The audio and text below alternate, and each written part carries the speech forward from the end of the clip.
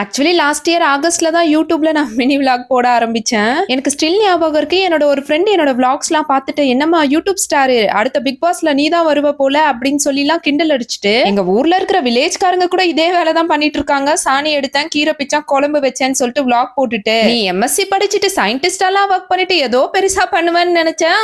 சரி அப்படின்ட்டு வச்சுட்டா. ஆக்சுவலி எனக்கு அன்னைக்கு ரொம்ப அப்செட்டா இருந்தது. அதுக்கப்புறம் கொஞ்ச நாள் கழிச்சு என்னோட விளாக்ஸ் பார்த்தவங்க எல்லாம், எப்படி நீ இப்படி சூப்பரா பேசுற, எப்படி எடிட்டிங்லாம் பண்ற, என்ன ஆப் யூஸ் பண்றேன்லாம் கேட்க ஆரம்பிச்சிட்டாங்க.